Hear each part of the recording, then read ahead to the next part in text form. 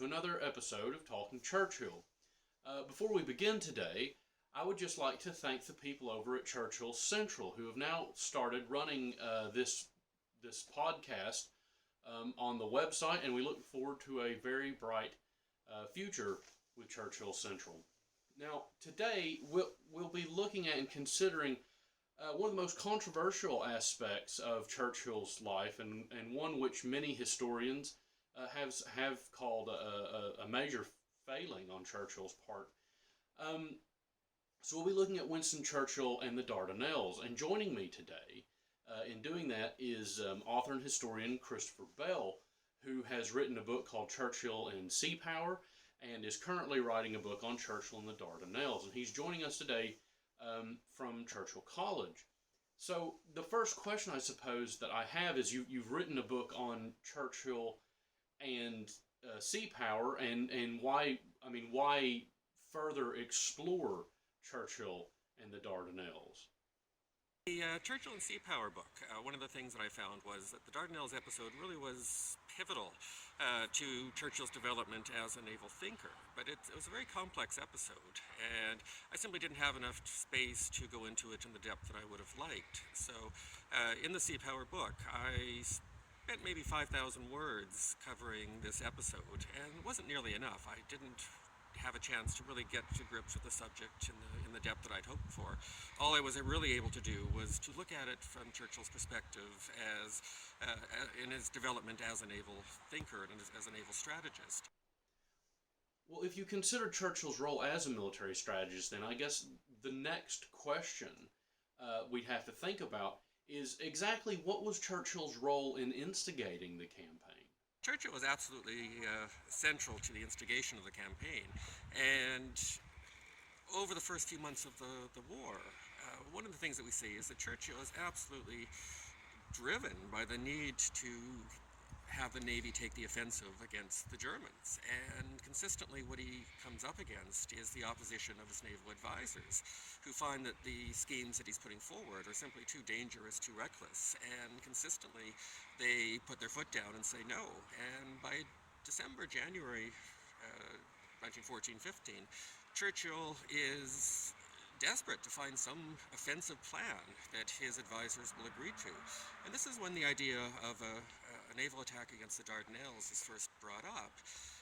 And there are no troops available for it, but Churchill seizes upon a memo by Lord Fisher, the first Sea Lord, in which he suggests that ships on their own might be able to get through the Dardanelles. Now, Fisher always saw this as part of a larger combined operation with the Army and the Navy together, but Churchill suddenly starts to think, could the Navy do this on its own? And he then begins to run with this, and he finds that his naval advisors aren't actually opposed to the idea of trying out a purely naval attack. And even Fisher at first is willing to entertain the idea. So this is the first chance Churchill gets to actually get to use the Navy as he wants to, which is as a immediate offensive instrument that can obtain immediate tangible results against one of Britain's enemies. So Churchill begins to push for this scheme, and it's only later that it begins to gather opposition within the Admiralty. But it's not really fundamental opposition at first. There is this initial consensus that it might work, and it might certainly be worth trying, and if it doesn't work, they can simply call it off, back off, and that's the end of it. Of course, once they do this, and once the ball gets rolling, it begins to develop a momentum of its own, and they find that it's very difficult actually to back down, and that's when the idea of putting troops in begins to take off. I mean, that's very interesting because obviously things didn't go as planned, and how quickly do you think that the British press and the press in general started holding Churchill responsible for the mistakes of the campaign? One of the interesting things about this is that the press begins to hold Churchill responsible even before the campaign is a failure. And by about April 1915, when troops are not even yet landed on the Gallipoli Peninsula, what you begin to see is that a number of British newspapers, particularly the Morning Post, begin to listen to a lot of rumors and gossip and leaks that are coming out of the British Admiralty.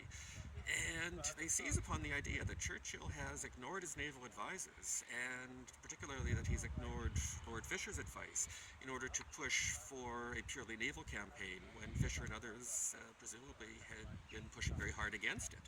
And this fit into a lot of the press coverage over the previous 5 or 6 months that had fairly consistently identified Churchill as a bit of a loose cannon, somebody who saw himself as another Napoleon, who wanted to gain glory for himself as a military commander, who ignored his military advisors, naval advisors. And this is a story that had been circulating since the Antwerp episode in October 1914, that Churchill was just a reckless individual who ignored his advisors. And in April 1915, this becomes the story for the morning press, which is very quickly picked up by other newspapers, that Churchill once again is ignoring Fisher, ignoring his advisors, and has gone off on his own private pet project.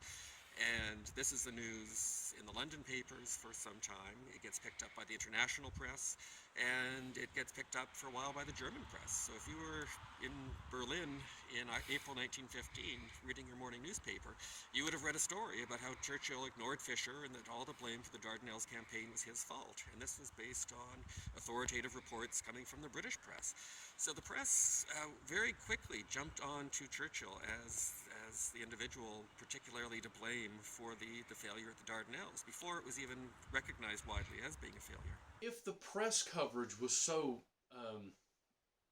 opposed to Churchill, how was Churchill able to sort of rebuild his reputation as a commander and military sort of strategist? It's not until Churchill resigns from the cabinet in November 1915 that he's able to make the first speech to Parliament, in which he makes an attempt to counter the press criticism that he's been receiving. He's not yet trying to justify the Dardanelles as a concept. What he's trying to do at first is simply to say this wasn't just my idea, that the admirals were behind it, they supported me, and that maybe Fisher didn't support me as much as I was entitled to expect. And then, of course, there's the Dardanelles Commission later on, a parliamentary commission in which Churchill, again, attempts to explain and make the case that this was a success. But it's really only in the 1920s with his memoirs that Churchill really devotes himself to the task of making the argument that the Dardanelles campaign was a sound concept, and that if it had been pushed through to its conclusion, that it would in fact have been a success, that it would have shortened the war, and that it would have had tremendous beneficial results. Like, how successful do you think Churchill has been in reclaiming his reputation? I mean, obviously in his memoirs he was able to sort of put his case forward for why the attack on the Dardanelles was a good idea, and how successful do you think his case has been? He's been very successful in some respects. By the late 1920s, one of the interesting trends that you see is that there is a backlash amongst the British public against the Western Front, and a growing sense that the British generals of the First World War were butchers, that they were incompetent, and they just kept throwing men mindlessly into the slaughter on the Western Front. And out of this, you begin to see the Dardanelles campaign being reimagined as a worthwhile and original strategic idea that in fact was a viable alternative to the Western Front strategy. And this works out very well for Churchill. Suddenly there are a lot of military commentators saying that the Dardanelles was perhaps actually a good idea. And this, of course, fit with the message that Churchill's own memoirs had been putting out for several years. And then, of course, the other big turning point for Churchill and the Dardanelles is 1940, with Churchill when he becomes seen as the great war leader and the great statesman and the great strategist.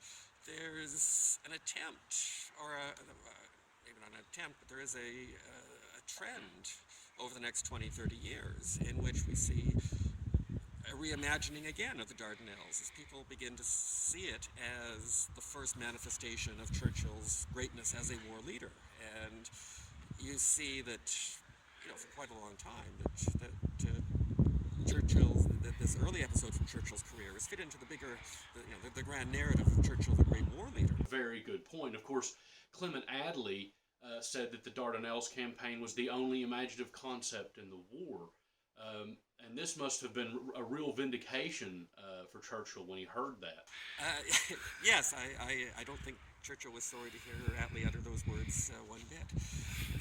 Yeah, I mean, this is part of the post-war trend, is to view this as the great lost opportunity of the First World War. And Attlee is simply speaking what is by then a very widely held assumption that Churchill got it right in the First World War and that Churchill should have been listened to.